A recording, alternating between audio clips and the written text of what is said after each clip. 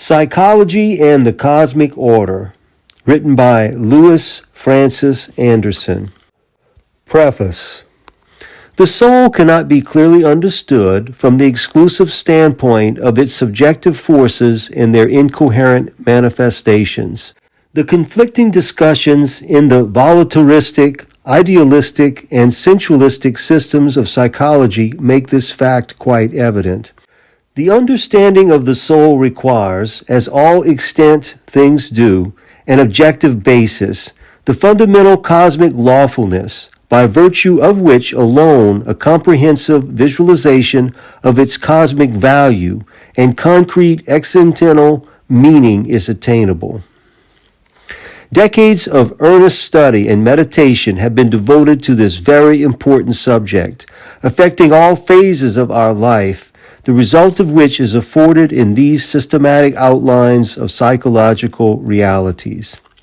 It is the hope of the author that this mental contribution will evoke profounder insight into and knowledge of the soul, and thus promote improvement in our educational requirements, the need for which has never been felt more keenly than it is today. March 1939. First topic, the soul.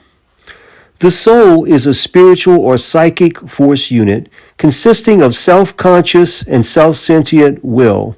This definition is incontrovertible because the will is the seeking, the choosing, and the deciding agent in all psychic activities. Consciousness and sentiment are only contributory and associated forces for these activities. They are the ways through which the will reveals and expresses itself. We may call the will the mystery of the soul, for we cannot observe its intentions and decisions unless expressed through thoughts and sentiments. Consistently with their psychological bent, idealists and sensualists accept these expressions as the principal factors of the soul, whereas in reality, ideas and sentiments are nothing but the effectuations and revelations of the self-conscious and self-sentient will. The argument of the idealist is that the will cannot act without consciousness is based on the assumption that the will is a force separate from and often antagonistic to consciousness, and that therefore not the will, but consciousness constitutes the principle of the soul. The opinion that consciousness precedes the volitional act depends for support, however, upon appearance rather than reality. The psychological sensualist argues on precisely the same line, with the difference that, instead of placing the emphasis on the consciousness, he emphasizes sentiment. One takes the progressive and the other takes the effective force of the soul's essential manifestations as its principle. Should we ask the idealist or the sensualist who is conscious or who is sentient of a given object, neither of them could answer the question from his standpoint. For to say that consciousness is conscious and sentiment is sentient is a statement too indiscriminate to deserve logical attention. From this introductory discussion, it is quite obvious why so much misunderstanding exists regarding the soul. A rational solution of what is an all-important personal problem is, with good reason, sought by every thoughtful man. There are two ways leading to the attainment of clear knowledge regarding the formal essence of the soul, its existential importance, and its position in the world. First, the psychological or spiritual. Second, the axiological or superspiritual. Both ways being fundamental for concrete understanding of all vital objects. End of section. Next section, the formal essence of the soul. The formal essence, or figuratively the nucleus of the soul, consists of the self-conscious and self-sentient will.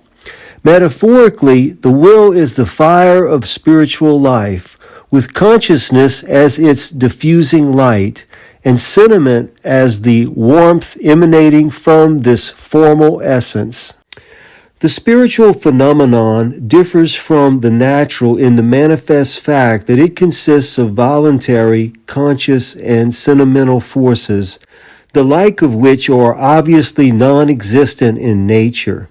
Factually, nature reveals only automatic forces, fundamentally mechanical energy, diffusion, and vibration, factors of practical instrumentality, illustration, and utility. It follows that the soul is a spiritual being, belongs to a different cosmic order from nature, and by reason of this fact cannot be investigated or logically defined and clearly understood from the naturalistic viewpoint. In other words, the soul is not a subject matter of sensuous perception, or as natural objects, but of mental perception, which indeed is the fundamentally perceiving act. The physical eye is merely the natural organ through which only natural phenomenon are perceived, but not conceived or understood. Correct thinking requires logical discrimination in order to attain logical comprehension. As in the scrutiny of all objects, so also in the investigation of the spiritual factor, that is, the soul, the strictest application of logical laws is demanded. The incontestable logical laws operating in ratiocinative thinking are the logical principle, the logical process, and the logical effect. It is impossible to attain a clear comprehension of effects unless we are able to induct them into and connect them with their respective processes, which reveal the effects. And it is likewise impossible to attain a complete rational insight into processes unless they are inducted into and connected with their respective principles. Deductively, however, all principles reveal themselves in their respective processes, and these again in their related effects, the final manifestations of the principal cosmic elements. Footnote: see Logic in the Cosmic Order. That the soul, in its unified essence, is self-conscious and self-sentient will is of course a strictly synthetical definition, which is of fundamental concern in the logical understanding of this most intimate element of our life. Analytically, however, three strictly defined forces are distinguishable in the soul, namely the force of will, the force of consciousness, and the force of feeling.